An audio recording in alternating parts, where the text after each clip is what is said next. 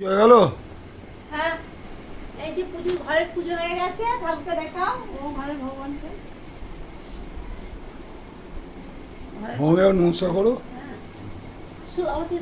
শুভ নীলষষ্ঠী। সকলে ভালো করে সাবধানে সুস্থভাবে নিজের পুজো দেবেন সন্তানের কামনার জন্যে।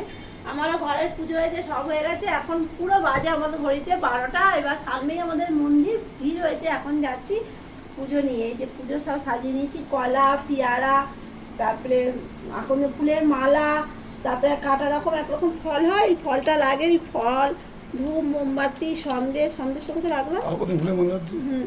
সন্দেশের প্যাকেট এখানে রাখলাম না, মালার ওই যে সন্দেশ। ও হ্যাঁ, সব কিছু উপরে নিয়ে যাচ্ছি এখন পুজো দিতে। আস্তে আস্তে এই 1টা-1:30টা বেজে যাবে। সামনেই মন্দির, কিন্তু খুব ভিড়।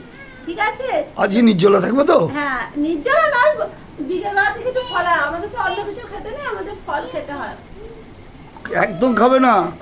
মহাদেব জানাই আমার প্রণাম, ছোটদের জানাই আমার বুক ভরা মহাদেব রাগ ভালোবাসা। করবে। তাহলে আমি যাচ্ছি আজ নীল পুজো দিতে। আবার পরের ভিডিওতে সকলের সাথে বন্ধুদের দেখা হবে। ঠিক আছে?